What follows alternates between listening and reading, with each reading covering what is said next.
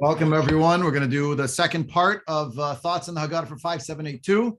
The subject is hearing the knock on the door. And last year, we talked about the idea of searching and seeking as part and parcel of the Pesach Seder and the features, some of the features of it. Just to review, we talked about very short Seder, but engaging the curiosity, whether of children or of people who are at the table. We talked about the idea of a Kan Ben Shoel and Rav Soloveitchik's piece about the idea of cultivating a person who is a God searcher. That's the point of the Seder, and training particularly younger generations to be people who are curious and who are questing for Hashem and for a relationship with HaKadosh Baruch Hu in their lives. Then we saw a piece from the Sfat Emet. We talked about the four levels of existence, of corporeal existence, of the material world. Domain is silent, the Tzomeach grows, the Chai is an animal, a creature in the world of fauna, and then the Middaber, the highest level, is one who speaks. We talk about these four layers, and the Sfat Emet pointed out that these are as against the Dal Lashonot of Geulah, the four expressions of redemption, the four ways that there are expressions from the mouth, four sounds that the mouth makes. He explained that elsewhere. It has to do with the vowelization that emerges from the mouth, that there are four of them, etc.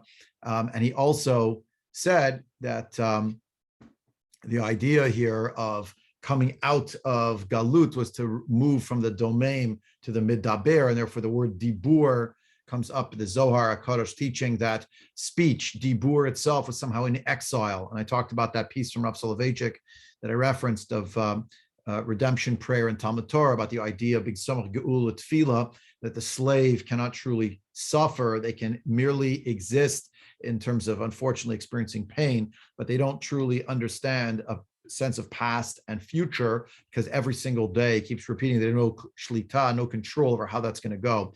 So the Sfat Emet had a line where he said, this is the Dalid, the Datzcham, domain, Tzomeach, Chai, Medaber, the silent, the one who grows, the one that lives, the one that speaks. And as we'll see shortly today, he has a cryptic line where he says, this is also as against the four sons. We'll come to that, of course, presently today. And the idea that speech is dibur, melashon dabar, something involving leadership, the execution of a plan, a direction, and that's actually what the dvarim, lechem she'onim alav dvarim harbe, the bread upon which we speak many ideas, many words, stories, etc. And the last thing we saw last week was the idea of this, the Medrash describing a dialogue between Moshe and Aaron and Paro. And Paro coming to knock on their door in the middle of the night and saying, get out, it's time to leave, it's time to leave, etc. And the back and forth where Paro himself, through his own locution, has to express to them that he acknowledges that they are free, you're in charge of yourselves, you are slaves, not to me, but to Hashem. And that, again, as far as the Medrash is concerned, the notion of the recitation of Hal, comes first, not from an obligation that comes from a Masorah, not from Hashem telling Jewish people you should say thank you, but Paro himself says you have to give a Hallel to Hashem.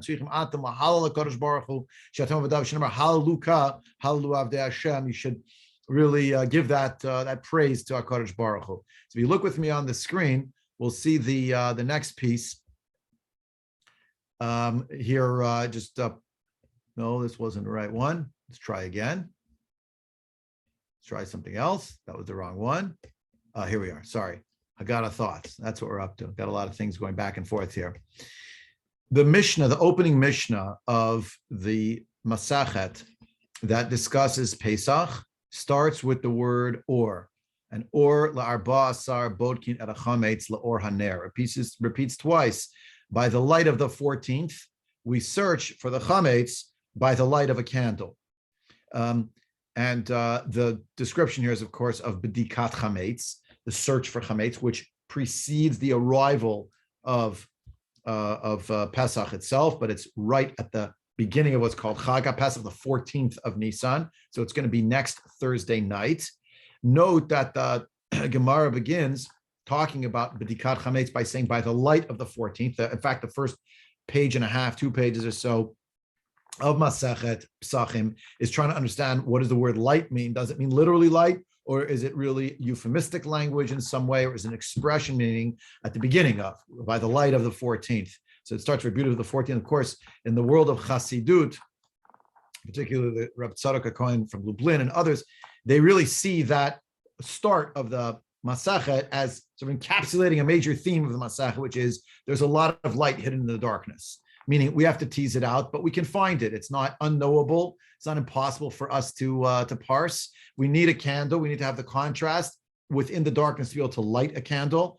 And as the Hasidim would have it, not just literally a candle, which is actually part of the minhag Yisrael, to light a candle when one searches, but also to by the light of the candle within. In fact, some of the drashot here, Ner Hashem, Nishmat Adam, they're all interwoven. I don't want to get bogged down in the subject, but just to say the notion of searching is a crucial factor when we speak about the concept of getting ready for Pesach. And even at the Seder, there's a lot of searching that's going on. Or Arba Asar, by the light of the 14th, a light maybe we cannot see, but is still extant in a spiritual sense.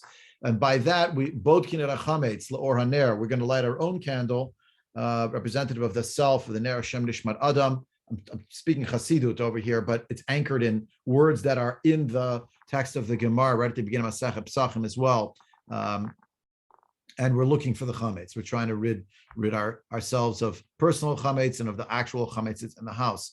And just to realize that the process doesn't begin on Pesach on the night of the Seder. It's already part of the process, but it's not the beginning. And we should recognize that there are many steps that go into it before in terms of preparing ourselves. And one of those is the actual search. Further along, the Gemara in Pesachim on page 6, I believe it is, has the following statement: Kidetanya, Sholin v'dorshin b'hilchot hapasach kodem hapasach shloshim yom. We should search, we should ask, and we should seek with regard to the halachot of Pesach. If you learn the halachot of Pesach before Pesach for 30 days. It seems rather obvious you have to learn in order to know what to do. But the point of this drasha in the Gemara is, do not content yourself with saying, but I know it from last year. Learn it again. Ask again. Seek again. Lish'ol v'lidrosh is to ask and to seek. It's those two themes, if you will, that play off each other again and again within the preparation phase. And even at the Seder itself, right? There's an element of this. I'll show you the text a little bit later if we have time, of actually what's happening at the Seder, right? There's the whole idea that we're getting ourselves geared up for it with all different elements that we have at the Seder. But the fact is, in terms of what we're doing at the Seder, we're asking questions at the beginning. And then what do? We finish asking all the different questions. And then we start giving the answers. But in the context of the answers that we provide, we don't simply give the answers. We just say them sort of verbally. We just, here they are, right? And present them. There's something else we're doing, something rather crucial, right? We're asking the questions, and then our job is to be engaged in the drisha. The lashon of the Mishnah is vidorshin, vidoresh, me'arami oved avi. So it goes from the shoel to the doresh. We'll see this inside a little bit later. Haven't arrived at it yet, but just to consider what it means that we're engaged in the action of she'ela and drisha, asking and seeking at the Seder, which is just another phase in the process that really began 30 days before. There's a little bit of a discussion. Rabbi Shimon ben Gamliel here, I should put it back up on screen, sorry. Rabbi Shimon ben Gamliel says that actually, Shtei Shabbatot, you need 2 weeks before. You don't need a month, but 2 weeks before, i.e., this past Shabbat, Parshat HaChodesh, and the idea is we're in the month of Nisan. Remember, further along, the Hagada says, Yachim Rosh Chodesh. Maybe we could make the Seder on Rosh Chodesh. No. It has to be Bayamahu on that day, right? Maybe we could still do it during the daytime. No. It has to have the elements of the Seder have to be there. So it can't be in the daytime next Friday. It has to be Friday nighttime. Why would I have thought otherwise? Because it's already in the air, because I'm already starting the process earlier. And therefore, Reb Shimon Gamliel, there's Omer Shtei Shabbatot. It just has to be 2 weeks before. That's all you need, starting from Rosh Chodesh Nisan. In the Gemara and Megillah, we learn that the same expression comes up. The Gemara Megillah on Lamed Bet, it's also quoted on Daf Daled there. Moshe Tikein Lahem Yisrael. Moshe enacted for the Jewish people. Sheyu Sholin V'Dorshin B'Inyano Shel Yom. They should be Shol V'Doresh, to be asking and seeking in the matter related to that day. Hilchot Pesach B'Pesach. Hilchot Atzeret B'Atzeret. That's Shavuot. Hilchot Chag B'Chag. That's Sukkot. Learn about that holiday on the holiday. You think you know everything? You don't know everything. There's always something else to learn. Mind the sources. Go find something else. The halachot of Pesach on Pesach, etc., etc. So especially halachot Pesach, I thought I learned it all before. No, be shol v'doresh. Keep going. Keep going. The problem, of course, is that we're all very smart. Not all of us. I'll exclude myself. Many of us on this call are very smart. So we've been to the Seder. We know already what to do. We saw the show. We know how it's going to end. We know it's going to begin. We know everything in between. And that's why the warning comes to us, the admonition practically in the section of the Hagada that follows. Right at the beginning with the answers. Even if we are all wise people, chachamim, even if we're all nivonim, isn't that the same thing as wise people? It's saying it again. Kulan Zikinim, we're all elders. Kulan Yodim in a Torah. We know the whole Torah. Some have Kulanim Yodim et Kol Torah Kula. Some want to argue. So nonetheless, even if we are all those things, mitzvah linu l'saper b'tziat Mitzrayim, it's still a mitzvah for us to tell the story of b'tziat Mitzrayim. In longhand, chachamim, nevonim, zikanim, yodim, et Torah. There's 4 clauses here. Again, that number 4 comes up again. And of course, we learned last time this line, so we don't have to repeat again. Anyone who tells the story a lot is praiseworthy. And it's reminded you that the Sfadem Etzes Harizim Meshubach becomes more refined. It's a refining process of telling the story. The Maharal of Prague, who wrote voluminously in general, but Pesach was no exception, in the Gvurot Hashem wants to understand why 4 different phases, right? You can already preempt that the number 4 is pretty prominent on the night of the Seder. So the Maharal gives us some backing for this idea. He explains that these are 4 different ways of acquiring knowledge. And his language is a little bit challenging. Let's try to read it through a little bit and see it inside. And then I'll come up for air and take questions and comments and things. There's Daled Dvarim, because Yediyah knowledge, Nikneit, is acquired through 4 things. So phase 1, Muskalot Rishonot, the first acquisition of knowledge, where a person will recognize basic ideas, basic things. They will know that 2 things that are contradictory do not go together in the first phase of knowledge. There are added layers, and that the whole is greater than the part. They will understand basic ideas about the world. Further along, the Maharal says, a person sees a fire burning, an animal sees a fire burning. It's not clear always that Chachma is so much greater for the human being than for the animal. It means a creature that observes things that exist in the world and has some kind of basic understanding. Not understanding. Some basic acquisition of facts, maybe even of principles. The second layer is already the layer of analysis. It's the power of deduction. It's what's called insight. That's Bina. The first one would be loosely called wisdom, but the wisdom that comes from observation, the wisdom that is on the very basic level of wisdom. I'm trying to choose my words carefully. Of course, none of these translate because the translations themselves are interpretive, as you'll see shortly. It could be the acquisition of facts or principles. The second layer is the application. Mashiyidah dam davar umotzi davar mitoch davar. To tease out, based on knowledge of their various phenomena, facts that have been observed and the like, to tease out one matter from another. That's a navon.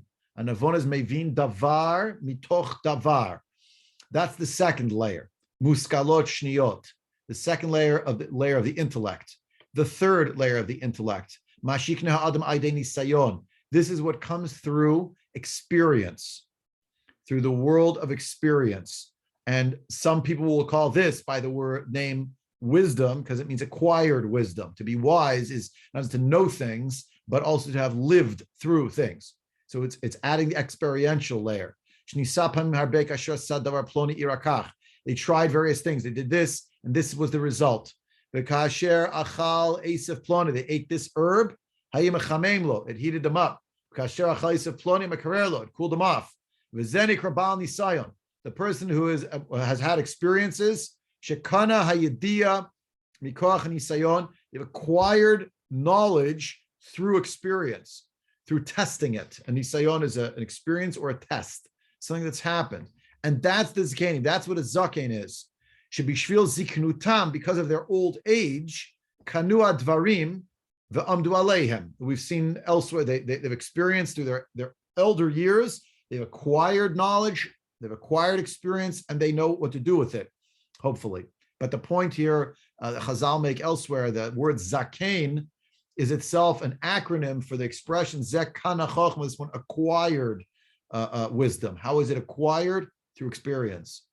So you have the basic layer of the intellect, the higher layer, which is to assimilate the information and to make connections between things, the third layer, where there's an experiential dimension, and a fourth layer. What's the fourth layer? That's above the basic level of yedi'ah, of knowledge, basic level of knowledge that became bina, right? The chachma became bina, and that came then to the notion of nisayon. There's a fourth layer, and the fourth layer is called Kabbalah, mikubelet, something received.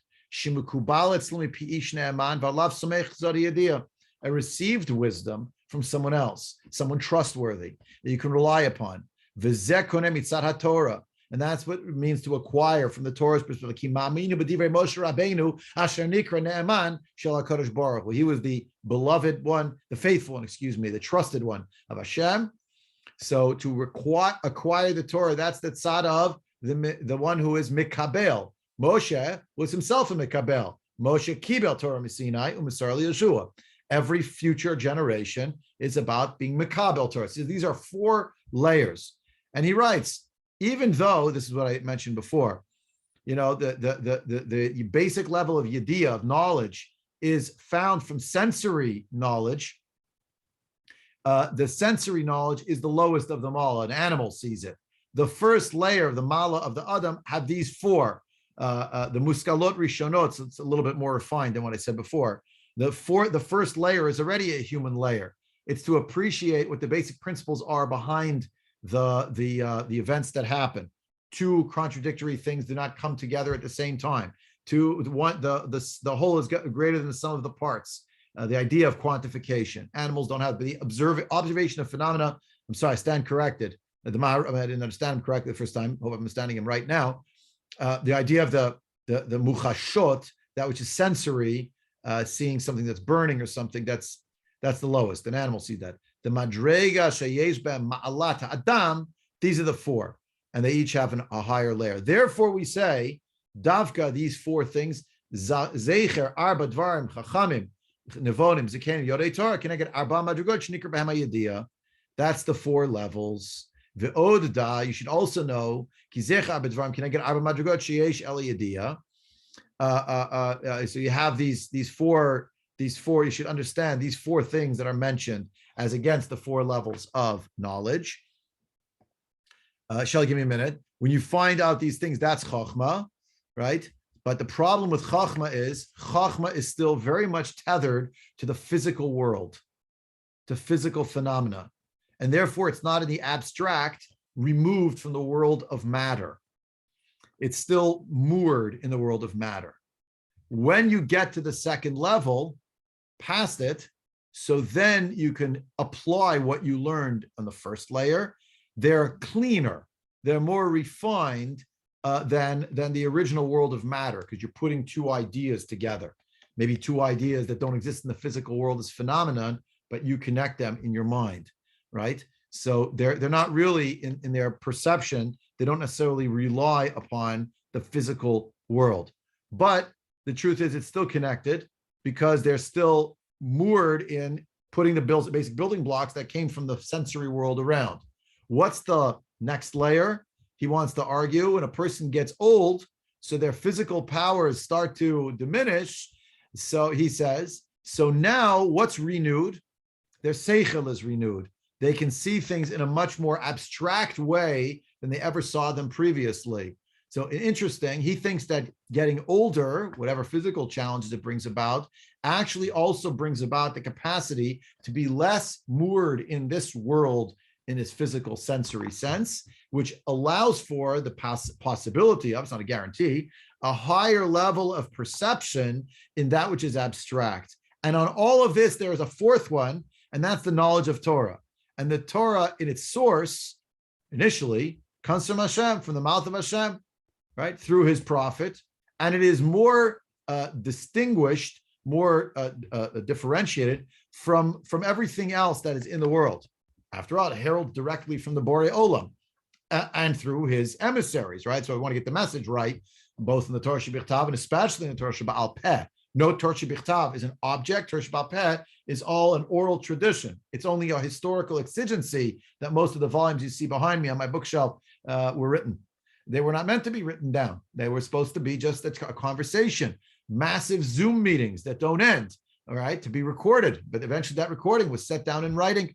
The recording could be on a little scrap of parchment, on a tablet, the old-fashioned tablet with a stylus, right? But it was not meant to be an official series of books, right? And that would keep it on a higher plane. And he writes, "She'ein safek ki haseichel ne'atzal ma'achmad zeh, haseichel mityaches la'adam shehu kinyano." There's no doubt that the seichel that here is an emanation because of this, because of learning of Torah. It is something that becomes the kinyan of the person. It becomes much more internalized in the person. It has less connection ab initio to the world of the external. The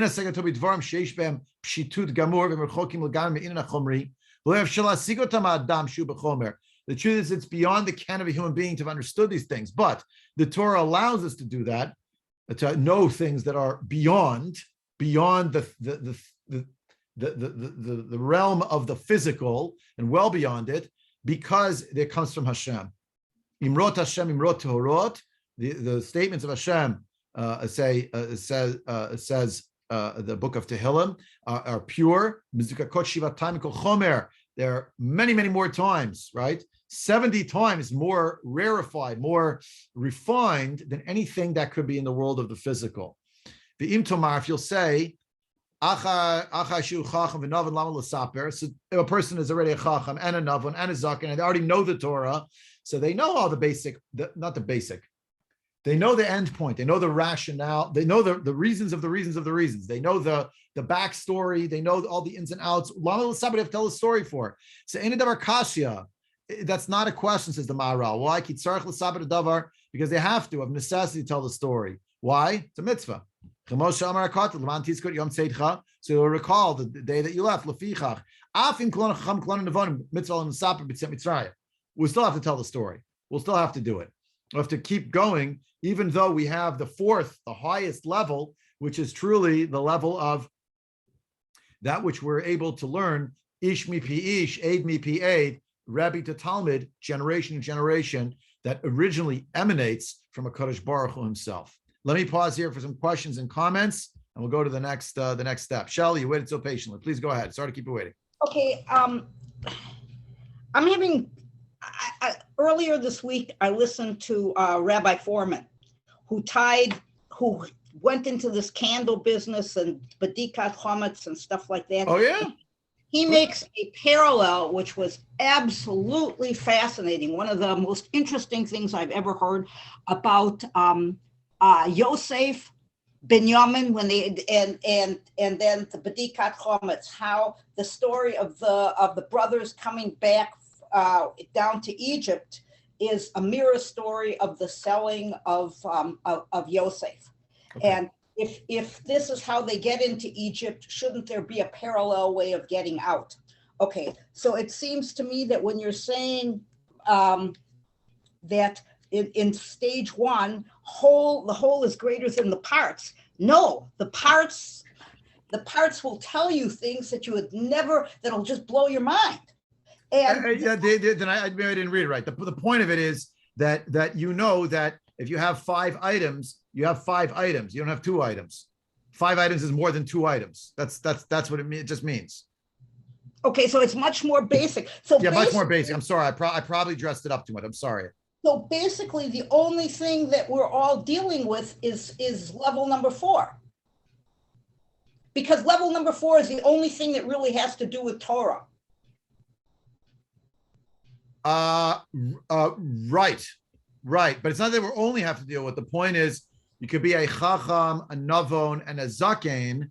Right, you're right. Those could exist in the world of people who are not necessarily Jewish. Correct. But the oral Torah has a lot of disagreement about it. I mean, when it comes, I'm doing the midrashim of Pirkei de Rabbi Eliezer, and boy, the Brit Bein HaBitorim is the 4 exiles. It's not the Exodus to Egypt. So I mean, what is Kabbalah? That's where we're going with this. Is that, he used the word that somebody that is Kabbalah is everything in Torah, that we've received is Kabbalah. By the way, the Torah Shebichtav is also right. And as much as a document that we believe was dictated by Kodesh Baruch and Moshe Rabbeinu, here we have it. We have the Luchot. So the point is, though, that we have all of these 4 layers, and yet you would think, therefore, we don't have to tell the story. No, we do have to tell the story. It's important to tell the story, and therefore, and that's why, by the way, that's the Shibboleth. It's the next source I was going to quote. Shibboleth Alek. It says, even though there's 2 Talmidei Chachamim who know all the halachas of Pesach, they should ask each other the questions about the halachas the whole night long. Why? To fulfill the mitzvah. The Zigarata Levinchav, there's actually a child there. And if there isn't a child there, and there's 2 chachamim, let them ask each other. So here's the proof of the statement of the Hagada, even if we are chachamim nevonim, that whole thing that we saw up here, even with all these things, right? What's the proof? Here's a story of 5 chachamim who told the story. It wasn't beyond them. The idea is that once we have Torah, it's not to negate the Chachma, Bina, and Zikna that come before. The point is the Torah is the crown that's based on the capacities that human beings have altogether. And the Maharal is making the point, even if we were Chachamim, Nevonim, Zikanim, and Yodim Torah, which we are, because of the time in which we are, because each individual has that capacity. We don't know the whole Torah, but let me, here, you would still have to tell the story. There's still more to learn. There's still more to go. But doesn't that imply, that these great men who are so learned, they're going to come up with new interpretations and new questions by telling the story. It's not just that they're going to be repeating this incredible body of knowledge that they have. Right, Something new is going to come to them every time. Yes, that's the world of Chiddush. It's still going on today. Yes, but Chiddush within a certain system. Chiddush doesn't mean making up new things out of whole cloth. It's about being able to be Shoel V'Doresh in Psukim, in the world of Chazal. In our world, it's the application of those parts of what they gave us in the basic building blocks to apply halacha to the reality of the world around us.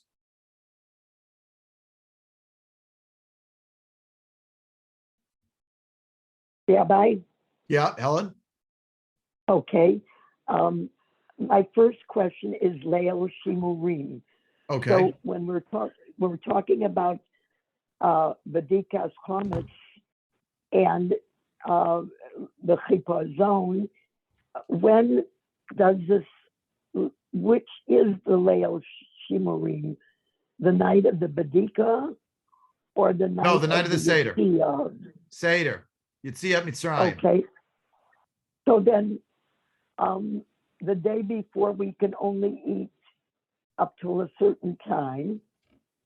And so is that just an additional Yeah. fence? Yeah. Okay, then I mean, wanna take- already the Isser Chametz does begin on the 14th in the afternoon. right. It's just when you have that one word Leil Shimurim. It's the night I get of the mixed up. Seder. It means the night of the Seder specifically. Okay. Or then the other thing is, I want to take the Chumash next to the Haggadah, and in the text of the Chumash, it doesn't really say there. It has a completely different goings on about the chipazon and Right, everything. but I can't get the chipazon because I'm busy with the Maisa of the Rebbeim that I have on the screen already. I know. I'm just saying the different picture is important because when they came into Canaan, there was a period where they did not observe. So I want to take the Chumash and get my nose out of the Haggadah. How is that possible? That it wasn't so incumbent for them based on the text of the Chumash. It seems that it was incumbent upon them. As far as we know, they did a Seder right when they got to Eretz Yisrael. They cross over the Yarden on the 10th of Nisan, and they do a Seder in Eretz Yisrael. Wasn't there a period that they did not do a Seder? That was in the desert. They did it. They did the first year. They offered the Korban Pesach, and then they didn't do it until they came to the land of Israel. But the Torah itself says Kitavo el Haaretz. And as far as we understand, yes, of course they did a Seder when they came to Eretz Yisrael. Kitavo el Haaretz. Oh, so that you have to be in the land. That's what it said. Seder. Now, another question, which you could have asked me, which you're not going to ask me because it's going to take too long, and I'm going in another direction now because I want to focus on the Haggadah today. You know, why did they have a Pesach in the desert in year 2, when the Torah specifically said, when you leave Mitzrayim, in chapter 12 and chapter 13 of the book of Shmot, it actually says you're going to do the Pesach Seder when you get to the land of Israel. They're not in the land of Israel the next year. They're in the desert. Why are they doing a Seder? I can't tell you that now because that'll take us too far afield, but I have a good question for your Seder to think about why in the first year of the desert. Let's go back to some of what we're looking at, the Haggadah. If you don't mind, we only have a few minutes left, so let's see how far we can get. We have the story here of the different Chachamim. They're all gathering in Bnei Brak. We know the story very well. And they're telling the story the whole night. There's a lot to say about all these things. I'm focusing on one element. What were they learning? The Minchat Ash Rav Asher Weiss quotes from the Tosefta, that the Tosefta, which is a work that basically is from the world of Chazal, we'll leave it at that. It writes there that they were busy with the laws of Pesach the whole night. Their story, Mesap and B'tziat Mitzrayim, means they were talking about the halachas. That's what Tosefta writes. So the Griz, Mibrisk, means the Brisker Rav. He says from this language, we learned that you could also be Yotze, this mitzvah B'tziat Mitzrayim, by dealing with just halachot, practical halachas. It's good enough.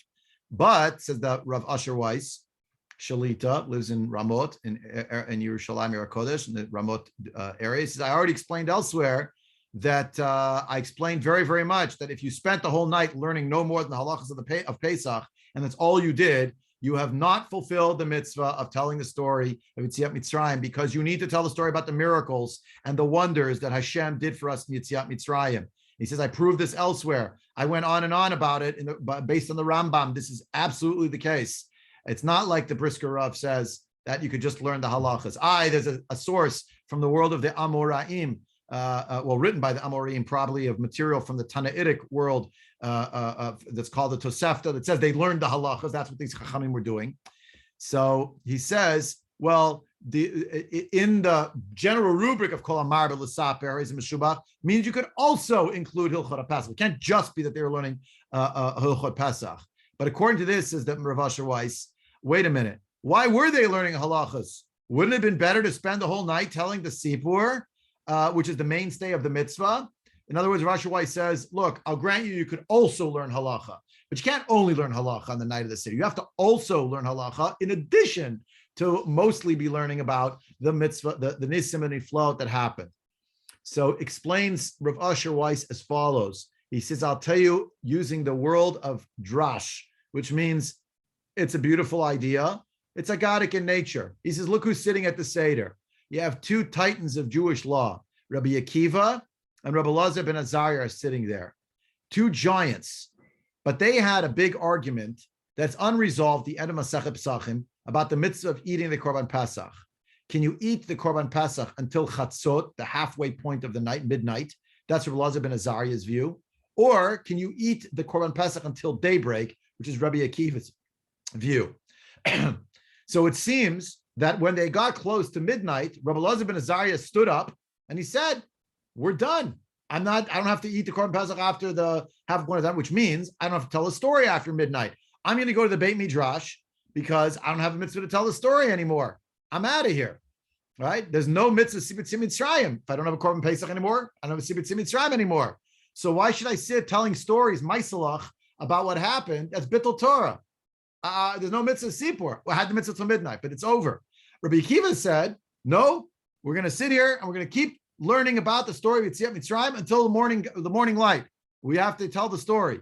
So in order to keep everyone together at the same table, so that the Chavruta Kadisha, he calls them, the holy society, the holy group of friends, so they won't come apart, right? They should sit as brothers together for longer.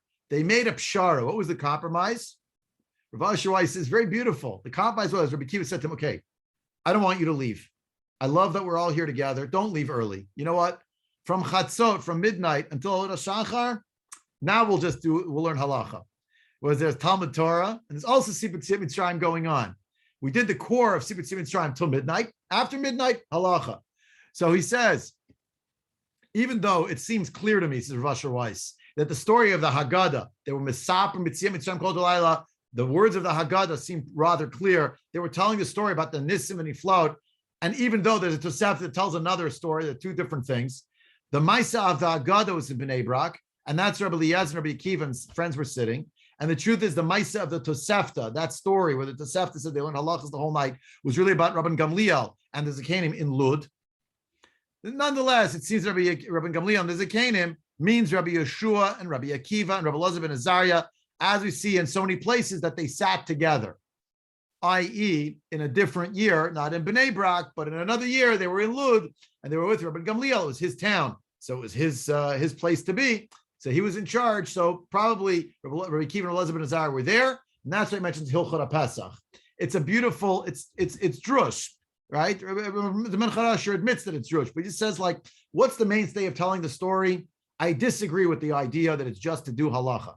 It is to be magnifying the story of the miracles and the wonderful things that Hashem did for us, the Nissim and Iflaut.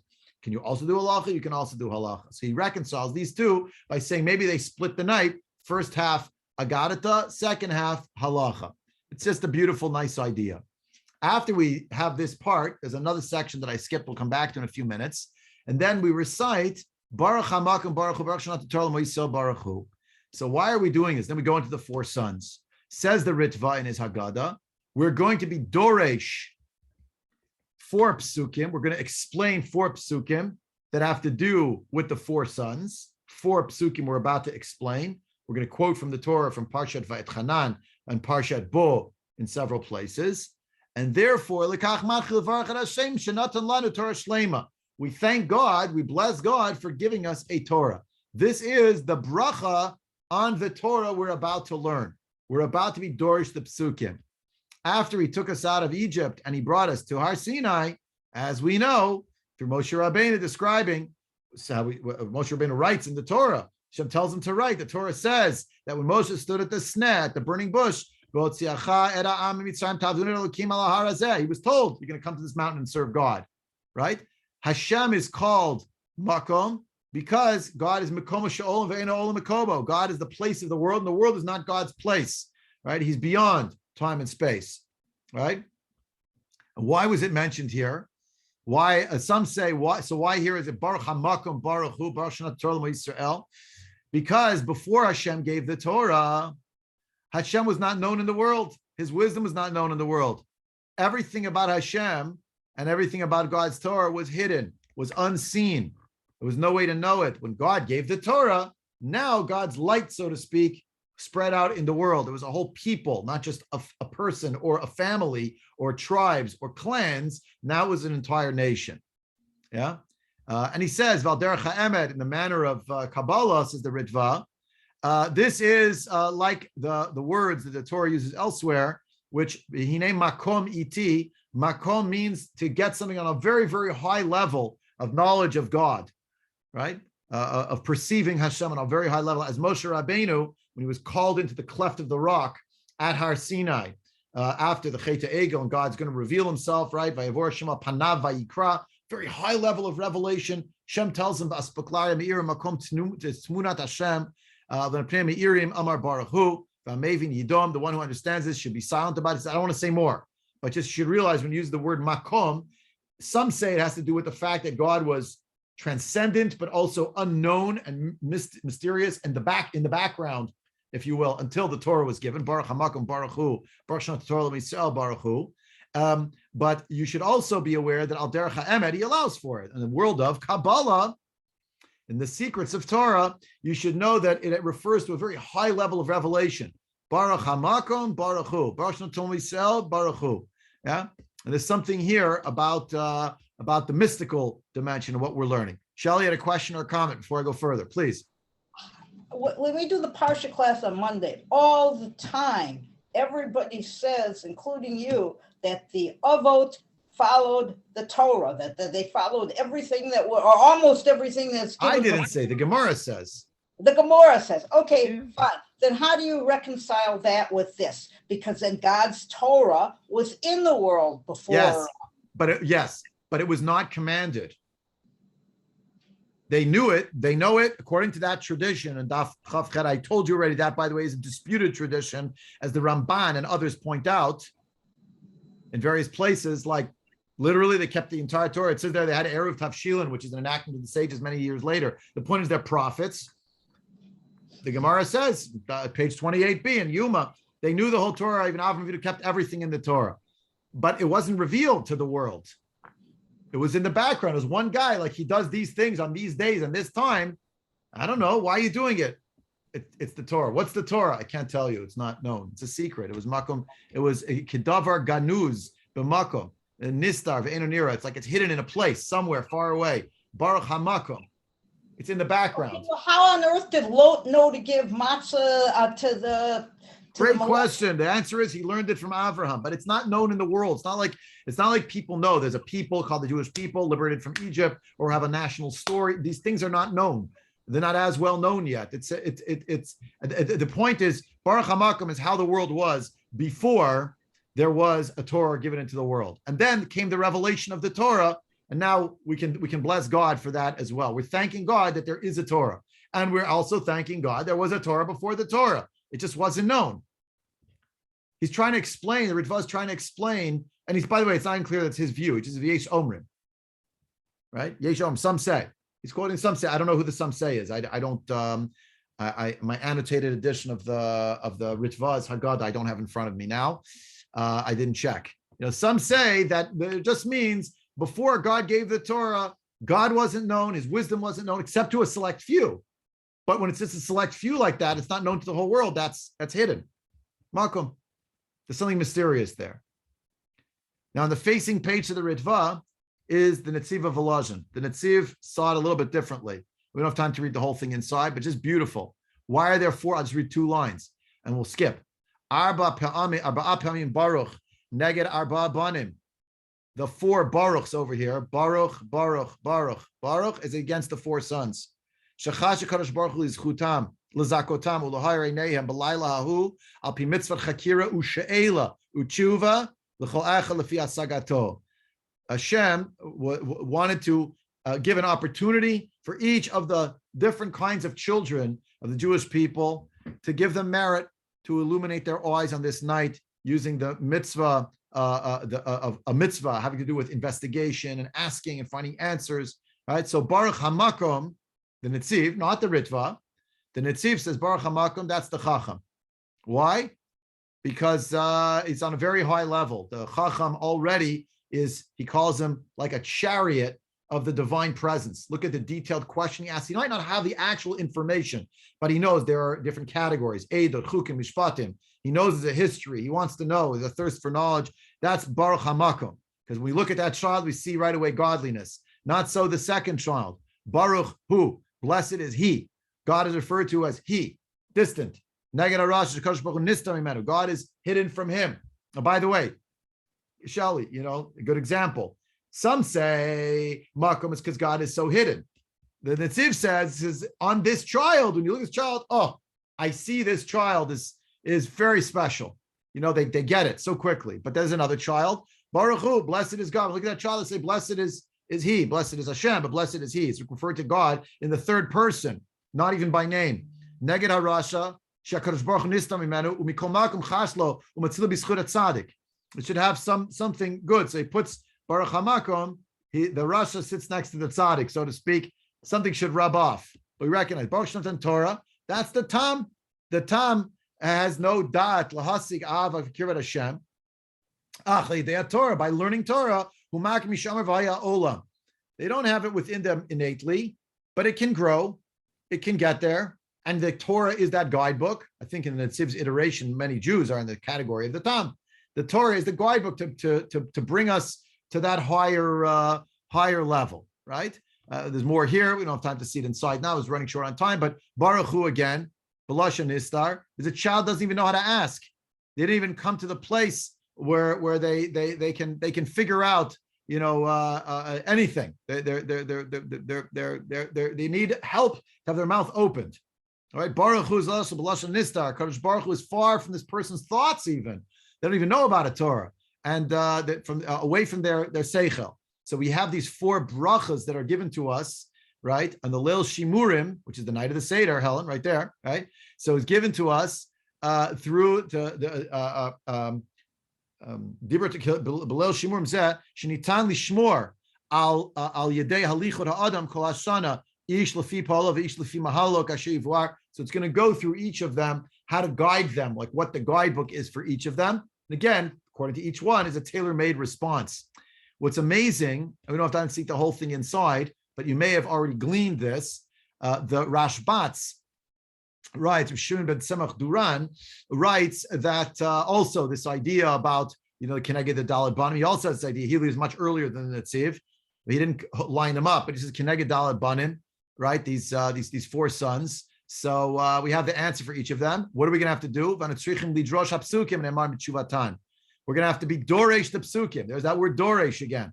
So when we get to the 4 questions, the 4 sons, we're going to be Doresh Psukim to answer them. Therefore, we have to have Birkat Torah on this drasha. All right. Therefore, we need it on the drasha itself. It's going to have to be a new Birkat Torah, right? And therefore, we're thanking Hashem who gave us the Torah. Right? He doesn't break it down, but then look what he writes. The matter of the 4 sons is like the 4 who go into the Pardes. And they're getting into very deep knowledge. The Pardes, you may recall, I gave it to you here, the story of the 4 who went into the orchard, not a physical orchard, but the proverbial orchard of secrets of the Torah. And that the Bali Tosfot here in the Gemara in Chagiga writes, Kigon al Yedei Shem. They actually using one of the ineffable names of Hashem, certain meditative qualities that, frankly, is beyond my pay grade, as they say.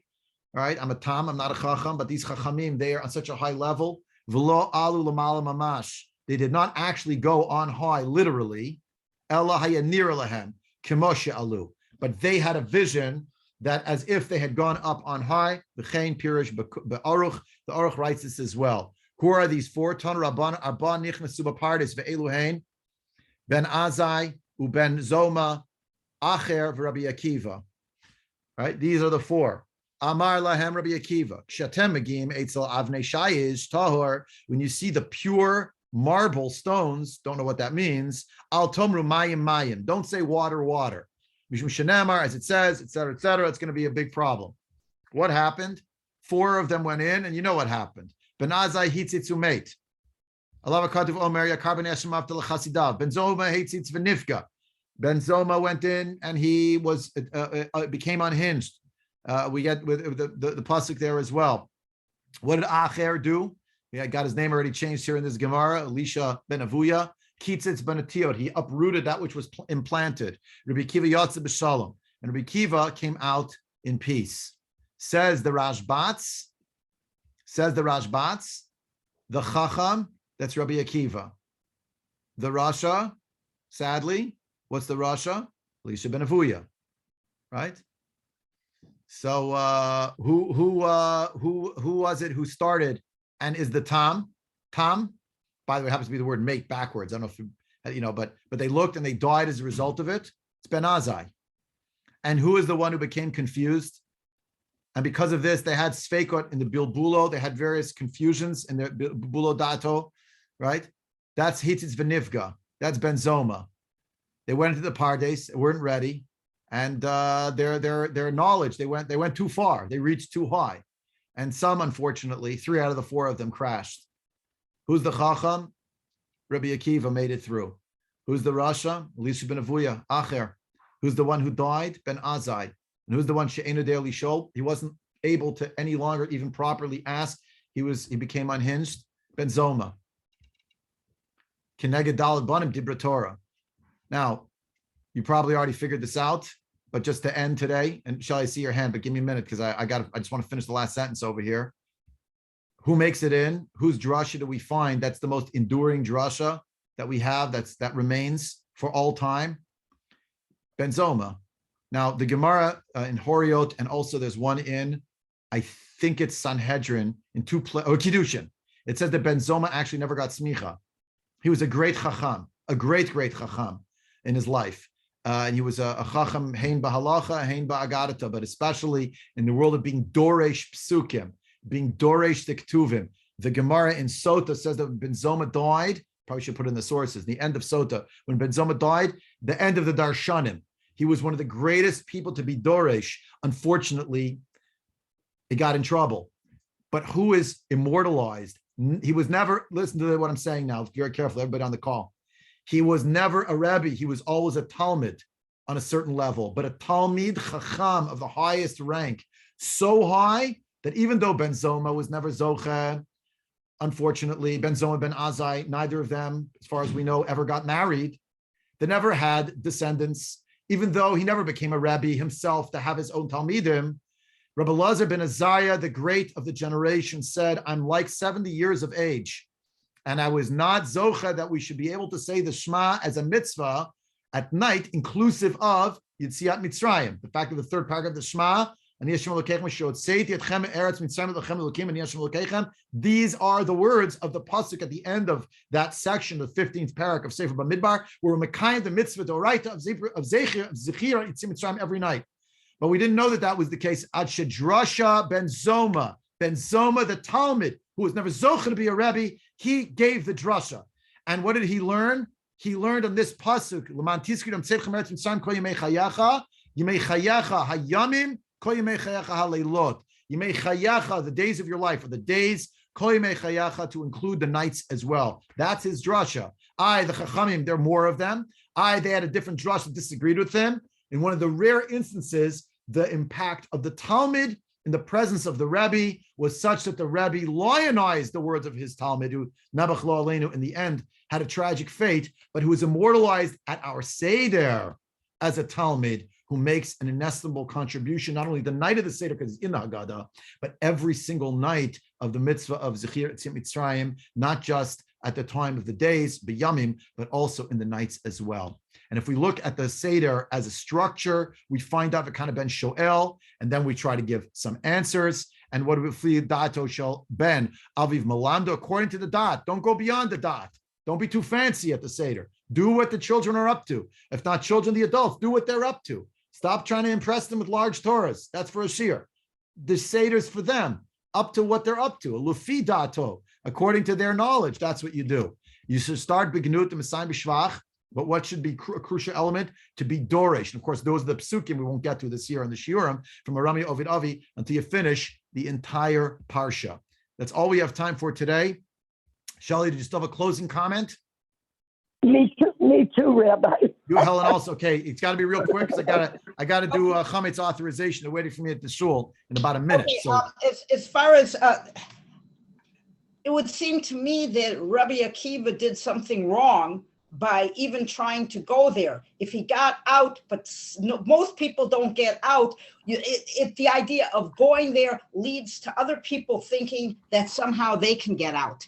And we're not supposed to get out. A And sad and cautionary tale. I prefer not to vilify or put guilt at the doors of Rabbi Akiva. It doesn't say that he took them in there or told them to go there, and they knew the risks and they went. They were Yodim Kol Torah Kula. They were on the level of Kabbalah. When we're talking about Kabbalah, so that's what I was driving at. There's Kabbalah benigle, they're revealed, and there's Kabbalah benistar. Be careful how high you try to climb in the world of Nistar, because there is a danger there. 3 out of the 4, there were Nebuch problems. And at the same time, at least according to the Rashbats, those 4 are being accentuated in a hidden way, in a cloaked way at the Seder. As who? The 4 children who all have a place still at the Seder. Even the Rasha, even the Tam, even the Shena Daily Soul, they're there. At Tachlis, still, they can still come to the Seder, still part of the story, and they're still part of the dialogue of the generations. Thank you. So for consideration. Helen, closing comments? Okay, say Ulmad. I'm taking a very simplistic, you take the Arba running, whatever their perception is, say, come on, guys, let's learn. And so Okay. it's giving them all a chance to have Limud Torah. Fine. Beautiful. What a perfect way to end. And by the way, it's a little bit of Hasidish. Maybe you have a Hasidish blood a little bit that you're putting in Seyul Mad means about the 4 sons, even though it's Seyul Mad, Ma Bikesh Lavan Harami, but you're going back to Seyul Mad, let's go out and learn. Beautiful. You're telling the children, okay, whoever you are, you're at the table, let's learn on your level, but we'll go through. Let's tell the story. Seyul Mad, Ma Bikesh Lavan Harami, we'll start the story from Lavan, we'll go through. Very nice. I like it. I like it. I wish everyone a Chag Kosher v'Sameach. If you're in Shul on Shabbos, the Shabbos Hagadol Drasha this year, you're welcome to join. Right after Shabbos in the morning, the topic is Yachatz and Motzi Matzah, from brokenness to vigilance and watchfulness, from Shvira to Shmira. Everyone's cordially invited. And God willing, next Thursday, we will not have a shiur, just way too close to Pesach. And I have things I have to do, and I know everyone on this call has things they have to do. But God willing, we will gather again after Pesach. We'll resume again our learning in Sefer Malachim Aleph. Ad Khan, Chag Kosher v'Sameach. If anyone needs a Seder, I have places. Please be in touch. We have places for you at our Seder. My Seder, my family Seder. I want to invite everyone. Kol dich v'yeta v'yechol, kol ditzrich yeta v'yifsach. I wish everyone Chag Kosher v'Sameach.